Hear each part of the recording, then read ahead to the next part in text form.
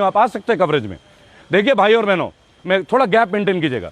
देखिए मैं एक बात पूछता हूं आपसे, आपका एक पार्षद जब वो एमएलए बनता है तो 2 पेंशन, आपका वही एमएलए जब एमपी बन जाता है तो 3 पेंशन, 1.5 लाख रुपए की तनख्वाह, इनकम टैक्स फ्री, उनके कैंटीन में 24 रुपए में चिकन, 4 रुपए में मसाला डोसा, 1 रुपए में चाय।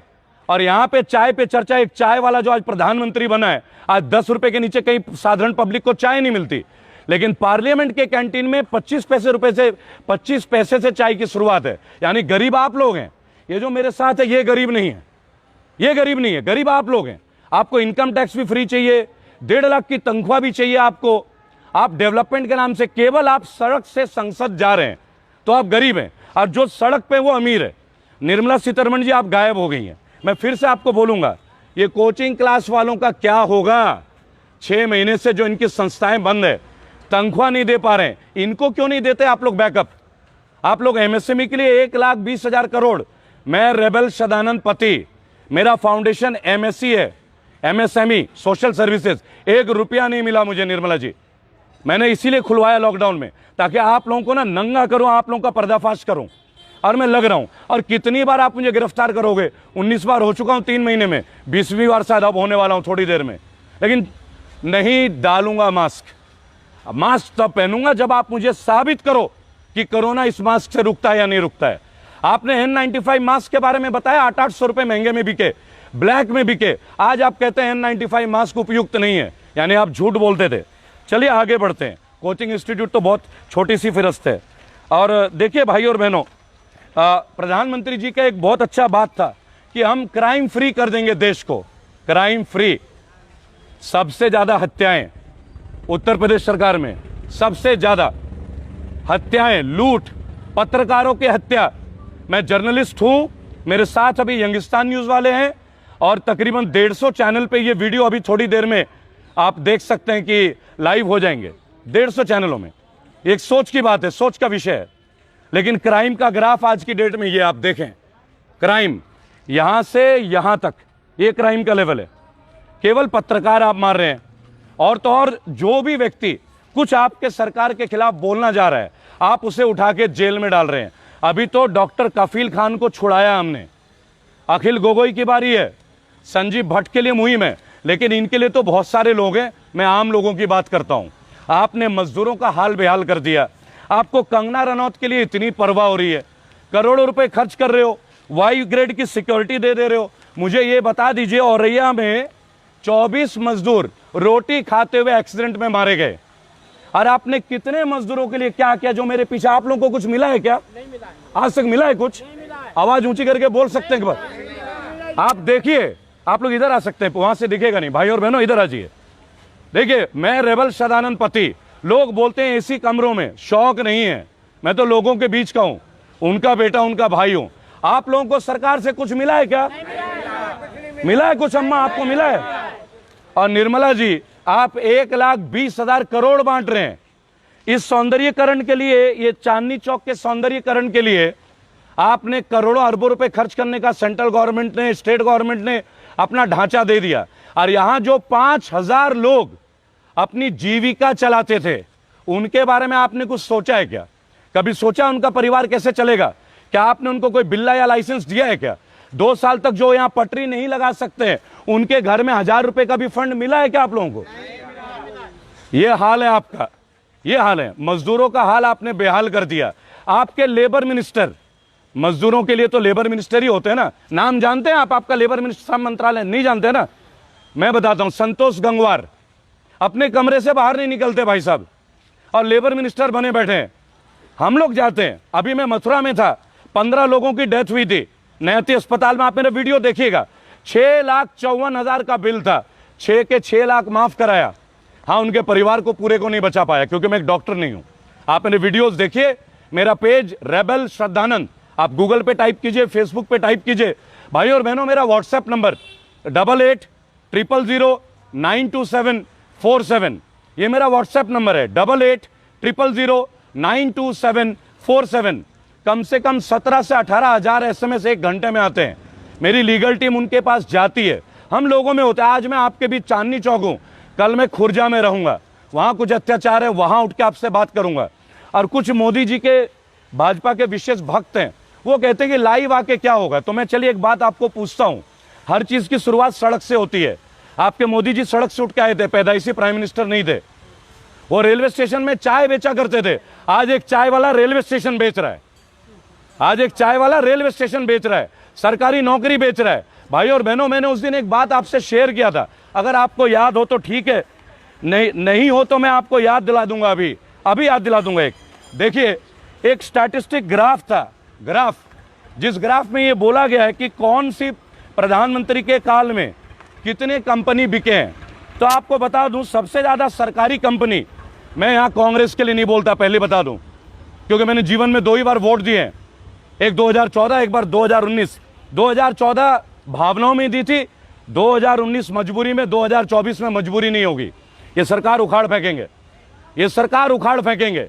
1 लाख लोगों को लेके सोशल डिस्टेंसिंग के साथ नवरात्रों में आपका बेटा बागी श्रद्धानंद ऑन रोड पे एम्प्लॉयमेंट के ऊपर हम रैली निकाल रहे हैं। 1 लाख युवा 10-10 गज की दूरी रख के आपको ह्यूमन चेन बना के दिखाएंगे। हम गालियां नहीं देंगे, हम अपशब्दों का इस्तेमाल नहीं करेंगे, ये हमारे संस्कार नहीं। भाई और बहनों, जवाहरलाल नेहरू ने 33 सरकारी कंपनी लगाई थी और लगभग 16 साल इनका प्राइम मिनिस्टरशिप का दौरा था, एक भी कंपनी बिकी नहीं। लाल बहादुर शास्त्री 5 कंपनी बिकी, एक भी नहीं। इंदिरा गांधी 66, एक भी कंपनी बिकी नहीं। मोरारजी देसाई 9, एक भी कंपनी बिकी नहीं। विश्वनाथ प्रताप सिंह 2, एक भी बिकी नहीं। राजीव गांधी 16, एक भी सरकारी कंपनी बिकी नहीं। SD देवेगौड़ा 3, नरसिम्हा राव 14, एक भी बिकी नहीं। पहली बार बीजेपी के प्रधानमंत्री माननीय श्री अटल बिहारी वाजपेयी 17 कंपनी लगाई थी इन्होंने और 7 सरकारी कंपनी बेची थी। पहली बार भाजपा के प्रधानमंत्री के कार्यकाल में सरकारी कंपनी बिकी। लेकिन ये बात आप लोगों को कोई बताएगा नहीं, तब हिंदुत्व आ जाता है, तब हिंदू और मुसलमान की बात होती है, ये बात कोई नहीं बताएगा। मनमोहन सिंह जी 23 कंपनी लगाते हैं और 3 कंपनी बिकती है, लेकिन माननीय श्री नरेंद्र मोदी जी 0 कंपनी लगाते, एक भी सरकारी कंपनी मोदी जी के राज में नहीं लगता, लेकिन 23 सरकारी कंपनी बेच डालते हैं। 23, और उन 23 सरकारी कंपनी में लाखों लोग जो सरकारी कर्मचारी थे आज बेघर हैं। और उनको निकालने से पहले उनका पेंशन बंद करते हैं, उनका PF बंद कर देते हैं, और फिर वो व्यक्ति बोलता है कि भाई और बहनों, मैं भी गरीब था। याद रखिएगा, मोदी जी गरीब थे और करोड़ों रुपए खर्च कर रहे हैं ये बात साबित करने के लिए कि मैं गरीब था। लेकिन आप लोग गरीब हैं या नहीं है? हम लोग गरीब हैं, ये फर्क। और ये है अच्छे दिन। अगर इसी अच्छे दिन का हम लोग इंतजार कर रहे थे तो और थोड़ा इंतजार कर लीजिए, वो दिन दूर नहीं जब हम लोग जानवरी की तरह हाँके जाएंगे। अब हम लोग इंसान नहीं है। आप देखिए, इधर आके बोलिए, आप लोग इधर आके बोलिए, आज हाँके जा रहे हैं। भाई और बहनों, देखिए, मैं किसी पॉलिटिकल पार्टी का हिस्सा नहीं, मेरा संगठन है रेबल सदानंद पति फाउंडेशन, और इस संगठन में मैं लोगों के बीच होता हूं, उनके मुद्दों को लेके लोग आज सुन रहे हैं। आज 10 करोड़ से ज्यादा लोग मेरे संगठन में जुड़े हैं। आज लोगों के बिल माफ हो रहे हैं। बहुत जल्दी आपको बहुत बड़ी चेंज दिखेगा। अभी बिहार में चुनाव है, हमने अपने फाउंडेशन में एक बात कहा है, जो भी व्यक्ति निर्दलीय हो और जिसका पुलिस का कोई भी केस ना हो, उसके लिए हम लड़ेंगे, उन्हें संसद तक पहुंचाएंगे। लेकिन जो भी व्यक्ति इलेक्शन लड़ना चाहता और उसका क्रिमिनल केस हो, उसके साथ आप लोग मत दीजिए। आप देखिए, आज भी हिंदुत्व की बात हो रही है कंगना रनौत के लिए। यही कंगना रनौत जो आज भाजपा के साथ हैं, और कल जब भाजपा और शिवसेना दोबारा गठबंधन हो जाएगा तब कंगना रनौत जी कहां जाएंगे आप? करोड़पति फिल्म स्टार, अरबपति, इनको सिक्योरिटी चाहिए। और वो लड़की उन्नाव की हमारी वीर बहन, जिसने कई बार बोला बलात्कार पीड़ित कि ये कुलदीप सेंगर, बीजेपी का विधायक उन्नाव से कुलदीप सेंगर, उसने चीखें लगाई कि मेरे परिवार को सुरक्षा दिया जाए। तब भाजपा की सरकार सोई हुई थी, योगी आदित्यनाथ की सरकार सोई हुई थी। उस लड़की की निर्मम हत्या होती है, उसके चाचा की हत्या होती है, उसके वकील की हत्या होती है, लेकिन उनको सिक्योरिटी नहीं दी जाती है। आज कुलदीप सेंगर फिर से रिहा होता है। भाई और बहनों, ये मोदी राज है, ये भाजपा का सुशासन है। मैं कभी भाजपा के खिलाफ नहीं था, मैं आज आपको बताऊं, लेकिन पढ़ा लिखा युवा हूं, देश विदेश में काम कर चुका हूं, भारतीय सरकार के लिए भी। एक बात महसूस की, आज हम सबको बेचा जा रहा है, और वो दिन दूर नहीं, अरबों डॉलर का कर्ज है हमारे ऊपर। अब पाकिस्तान की जीडीपी, बांग्लादेश की जीडीपी हमसे ऊपर है, हम नीचे हैं। लेकिन पता है क्या बात होगी, पाकिस्तान से टिड्डी आ गए, कंगना रनौत का वो तोड़ दिया गया, सारे चैनल में केवल सुशांत सिंह। मुझे एक बात बताइए, क्या अकेला सुशांत सिंह ने आत्महत्या या मर्डर हुआ है क्या? लाखों लोग मारे जा रहे हैं। वो मजदूर जो सड़क पे मरते हैं उनका दर्द नहीं होता क्या? ये प्रधानमंत्री तो मजदूर थे, ये मजदूर को कैसे भूल गए? भाजपा के सारे लोग भूल गए। और तो और आज की डेट में मैं केजरीवाल जी से एक शिकायत है मुझे, चांदनी चौक में 5,000 लोग 2 साल से यहां काम नहीं कर पा रहे हैं। उनके बारे में आपने क्या सोचा है? भाई और बहनों, मेरा चैनल रेबल सदानंद पति, इस वीडियो को शेयर कीजिएगा।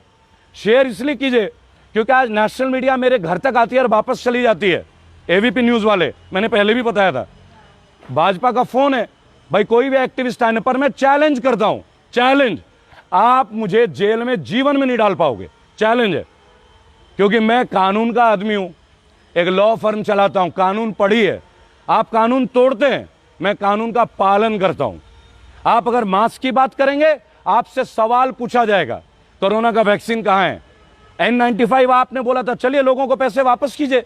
जिन लोगों ने N95 लाखों की तादाद में खरीदा, उनके पैसे लौटा दीजिए। आपने कहा था N95 उपयुक्त है, फिर आपने बोला नहीं है। भाई और बहनों, कल के वीडियो में खुर्जा में कुछ पीड़ित परिवार से मैं मिलने जा रहा हूं, आप लोगों के बीच लाइव आऊंगा। मेरा व्हाट्सएप नंबर 8800092747, इस पे अपने जो भी मुश्किलात है कीजिए। 10 करोड़ से ज्यादा लोग हैं हमारे पास पूरे देश में। हमारे प्रदेश अध्यक्ष आ रहे हैं फाउंडेशन के, पॉलिटिकल पार्टी नहीं है। मैं आपको बताना चाहूंगा, बोलिए बोलिए बोलिए, वहीं से बोलिए। मेरा नाम संजय है। मेरे को अभी दिल्ली के अंदर कितने साल हो गए पता? आप जल्दी बोलिए, मीडिया में लाइव हूं मैं भी, बोलिए। मेरे को अभी दिल्ली के अंदर कम से कम परेशानी क्या आपको, ये बताइए, परेशानी बताइए। 18 साल परेशानी नहीं है, परेशानी क्या है वो बताइए। चलिए भाई और बहनों, एक मिनट अभी रुकिए, एक मिनट रुकिए, अपने आप रुकिए भाई, इसको थोड़ा उधर करो उसको। भाई और बहनों, किस तरह लोग परेशान हैं अपनी बात कहने के लिए।